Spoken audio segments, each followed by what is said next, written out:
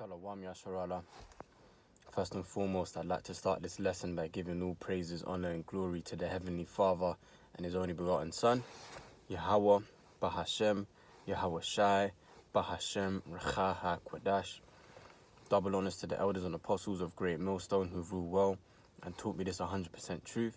Double salutations to the Archeam out there. Wow, 144 on that number plate, man. Kal Halayim La Yahweh Bahashem Yahweh Shai. Double honors to the elders and apostles of Great Millstone who rule well and taught me this 100% truth. Shalom to the Archeam out there, spreading this word in truth and sincerity. And shalom to the few Aquathium listening in to this lesson today. I'm back at you with another lesson entitled, Ye are the light of the world. Now this is just like it's a brief testimony on something I experienced. This actually happened yesterday, okay? And to be honest with you, this will be the first of many sort of similar events happening to me, you know, and when I get into it, you're going to understand why I've entitled this, Ye are the light of the world, because we are the light of the world, man.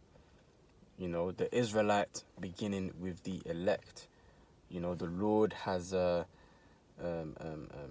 blessed us with this wisdom, knowledge, understanding, and truth, which is the light. And you know, we know that the world walks in gross darkness, but you know, we are bringing forth that light, bringing forth that understanding, and the people of the world, they see it, they notice it. That's why, you know, oftentimes you might find that you got strangers who just stare at you, they're looking at you and they're trying to figure you out, they can't figure you out. You know, they ain't putting you in the same category as these other niggas out here, man. You know, they can see that there's something different about your spirit, and that's the light that's dwelling within you, man, that wisdom, okay? So anyways, man, you know, I was at the plantation field yesterday, and I must have gone, you know, made my way over to the shop just to get some lunch, right? Now, the shortcut to get to the shop, you have to walk through, like, the hospital pathway, okay? So, this particular hospital I work nearby has a walk-in centre, right? And what happened is, as I was walking, there was an old man, an old Elamite, right? So so-called East Indian, Elamite man, and he was driving his car. He needed help, right? And there was people around. However, he decided to stop me, you know.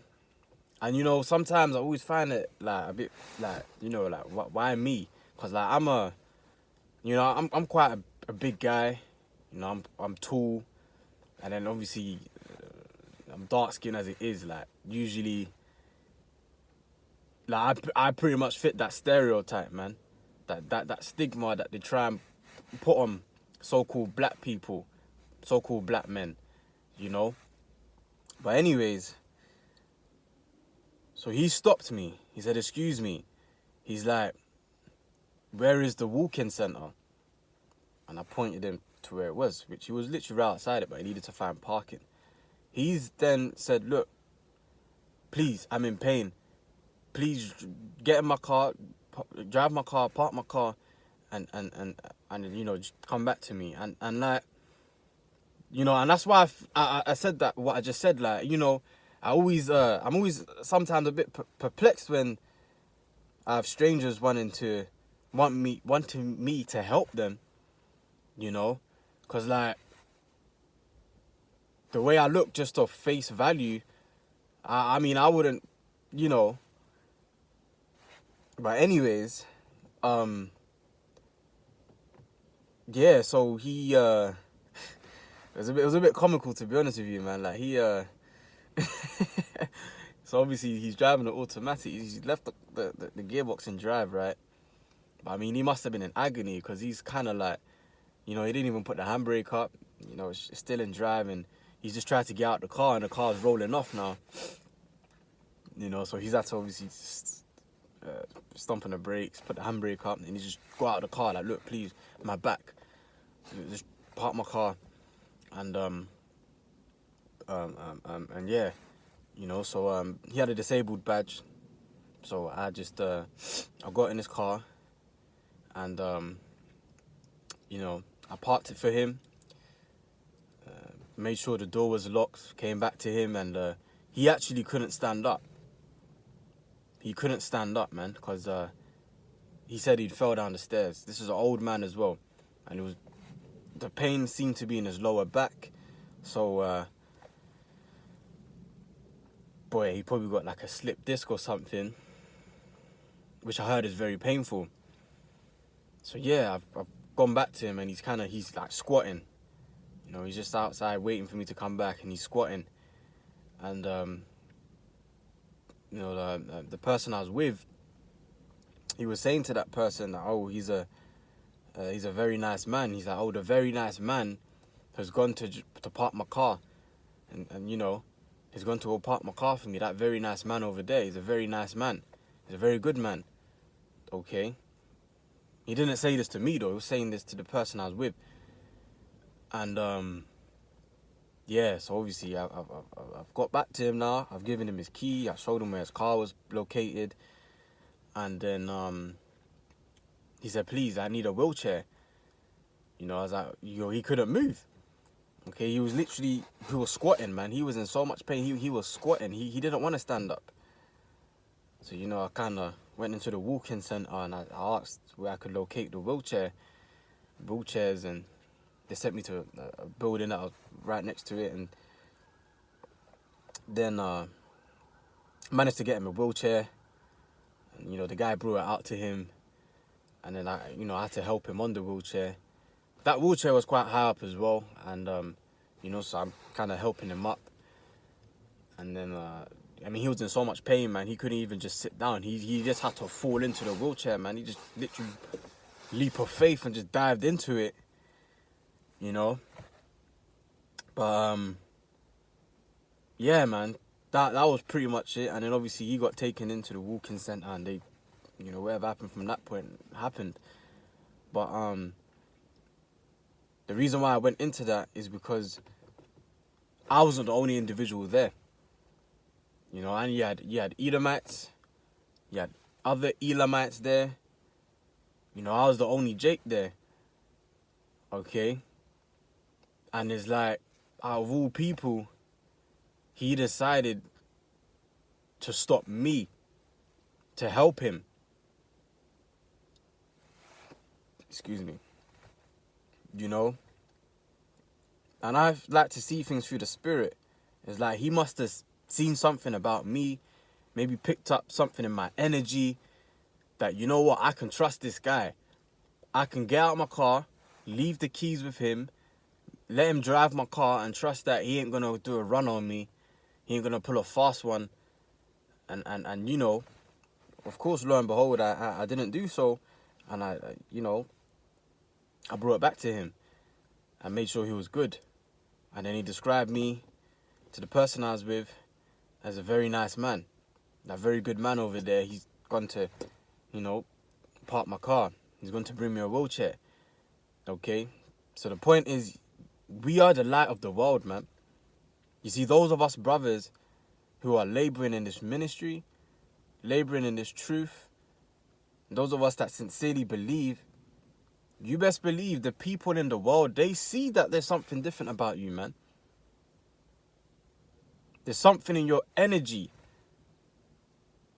an aura that surrounds you, that you ain't just like these niggas in the world, man. These jakes that'll just blast you down because you stepped on their shoes, or you stared at them for too long. They can tell that we're in a completely different boat, man. Because he ain't going to be asking Jake with his ass below his ass below his trousers below his ass, to come and help him and move his car and stuff, man. Because they might just, take that shit, man. He didn't want to ask Esau either. He asked me.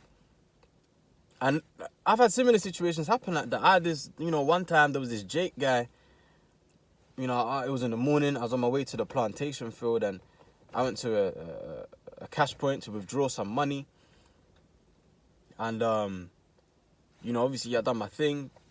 got my money, got back in the car, and then this Jake, he was Benjamin, an old man, and you know, he asked me to he needed help depositing the money, because you know certain banks here you can actually deposit your money from the ATM. Okay, you don't actually need to go in the branch. The guy gave me his PIN. He gave me his card. He gave me his PIN. He gave me the money that he was trying to deposit, the straight £50. And obviously I'm not gonna do that. But I'm thinking like, right, like it's a cold world out here. Like there's a lot of madness going on out here, and you've literally just given me your card, your PIN, and even the cash that you're trying to deposit. I was thinking that, like, because I know I wouldn't do that. But is that but why is it that people feel comfortable to do so with you know someone like me and us like-minded individuals, man? Because they don't understand what it is, but they know that there's something different about you. Okay? And it's because you have this wisdom, knowledge, and understanding. It has you operating in a different, higher frequency. Your energy is different. Your aura is different. Your presence is felt. It's different, man. People are come in your presence. They feel like they can trust you. They feel safe. I'm pretty sure that, for example, you brothers probably experience that maybe like, you know, people out there, they're just comfortable opening up to you. You might hear them say things like, I don't even know why I'm telling you this, but I just feel like I can trust you. These time you only met that person today. You know? You speak to a stranger, they're like, I really like your energy. I really like you. That is the spirit of Yahweh Hashem Yahushai resting within you, man. That's what it is. Because, hey, look, Romans 8 says how you know what, let's bring that out real quick. Romans chapter 8, and I want to go straight to the point. Verse 19. For the earnest expectation of the creature waiteth for the manifestation of the sons of the Most High. Okay? Because you see, all of the Heavenly Father's creation is waiting for the sons of the Most High to be raised up. Beginning with the elect. They're all waiting for that. Okay? So when you're walking around and you have this wisdom, knowledge, and understanding dwelling within you, people are able to pick up on a subconscious level that there's something different about you. You ain't like those other Jakes out here gangbanging in the streets or whatever, man. You ain't like them. I don't know what it is about you, but you are different. I can trust you. You know, I can open up to you.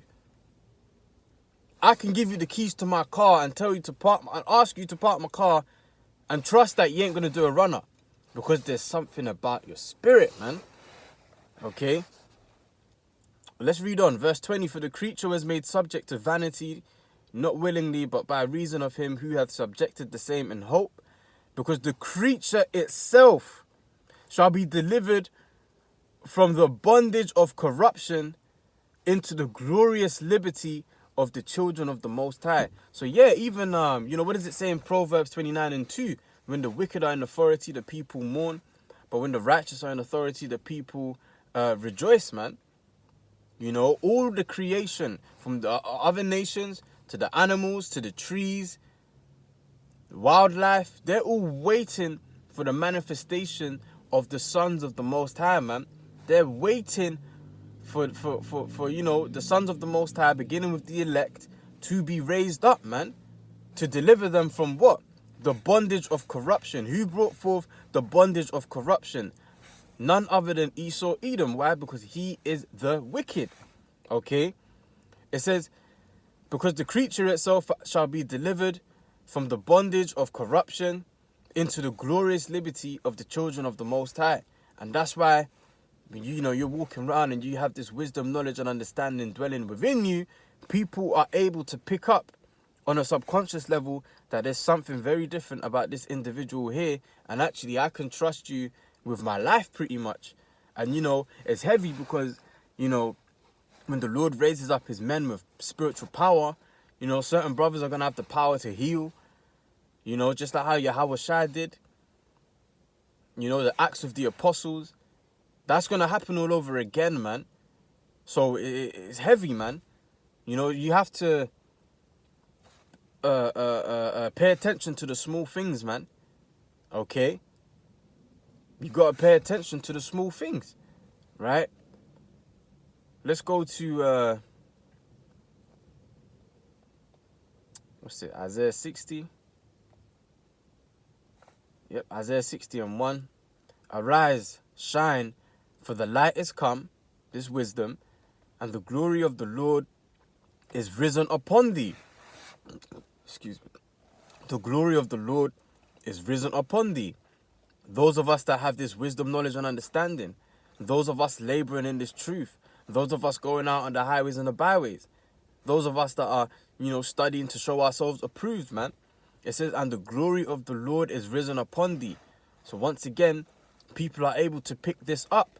They can't exactly put their finger to it, but they look at you and they know there's something different about your spirit. They see that light. Okay? For behold, the darkness shall cover the earth, and gross darkness the people, you see. And this is why you stand out, because the world is covered in gross darkness right now. So when you come around with that light, okay, that true wisdom dwelling within you, people are able to pick it up, man. They may not be able to put their finger to it, but they're able to pick up that there's something different about you, man. And you ain't just no average, regular individual, right? It says, for behold, the darkness shall cover the earth, and gross darkness the people. But the Lord shall arise upon thee, and his glory shall be seen upon thee. You see, it says, and his glory shall be seen upon thee. And we are still we are still yet this day in our captivity. So what more when we are fully raised up, man? When we are fully changed. Okay? We're literally going to have a glow, man. Read Daniel 12. It ain't just going to be a spiritual glow. We're going to have a physical glow about our countenance as well. Our appearance, man. Okay? This is what the people are picking up on. That's why that Benjamin guy, he was able to just... I've never seen him in my life, but he was able to just give me his card, his PIN number, and all the cash that he wanted to deposit. Straight 50s, man. 50 pounds, man. I was thinking, damn, like, I'm not going to do it, but I really could just run off with your money. I could just get in my car and dash. Because that's what these niggas would do out here, man. Same way this Elamite, man. He didn't stop anyone. He stopped me. He stopped me, and he trusted me with his car. You know, he gave me the keys. He let me. He made me. You know, he wanted me to park the car for him. I did it for him. I brought the keys back. Whatever. I helped him with the wheelchair. Helped him get inside the walk-in center. But you see, he must have picked up something about me, man, that I can trust this man here. And as I said, he kept saying to the person I was with that he's a very good man. Okay. So you see, look, man, what we're involved in is nothing light, man. You know, the people see that there's something about you, that you have changed. There's something different about you, and that's the wisdom dwelling within you, man. Let's bring Ecclesiastes 8 and 1 out. Who is as the wise man, and who knoweth the interpretation of a thing? A man's wisdom maketh his face to shine, and the boldness of his face shall be changed. You don't realize it. You know, you see yourself every day. You look the same every day according to yourself. But people notice that change in you, man.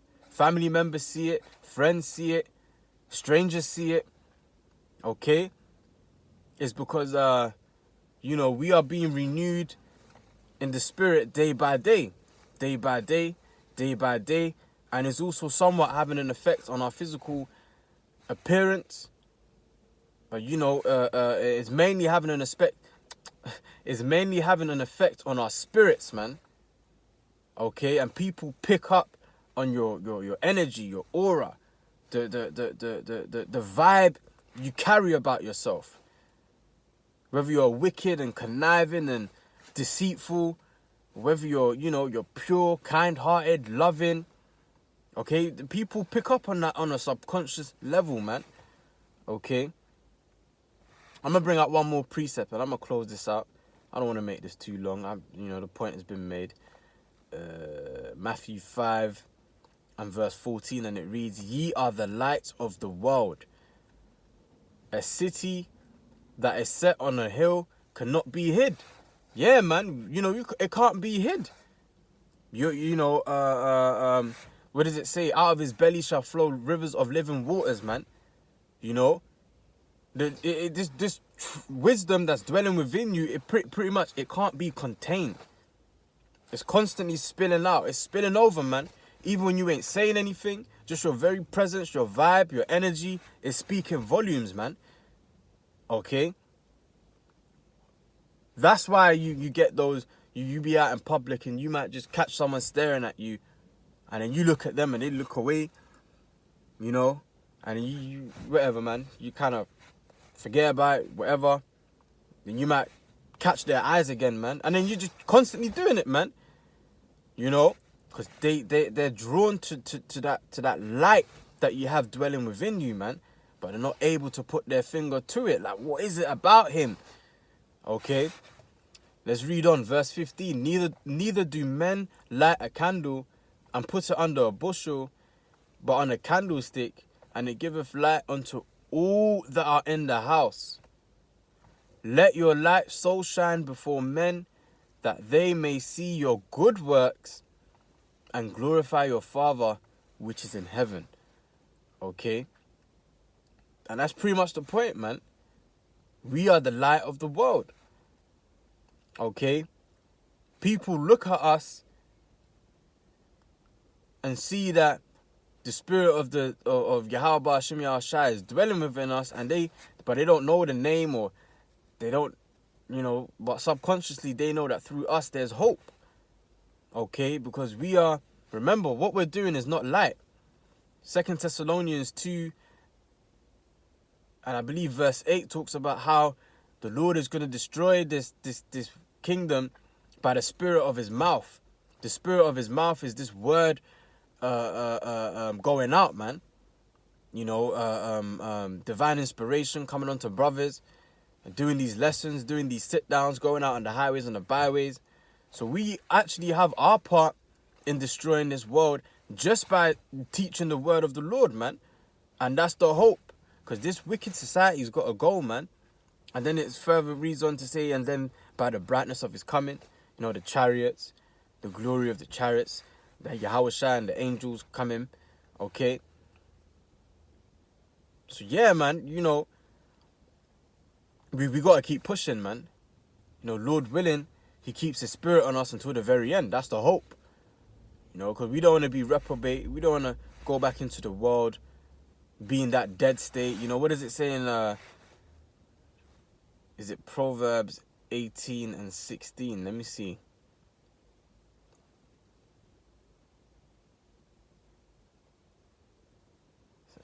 So 16 and 12, is it? 16 and... It's the congregation of the dead. I mean, I can kind of quote it off head, but I want to get the precept congregation.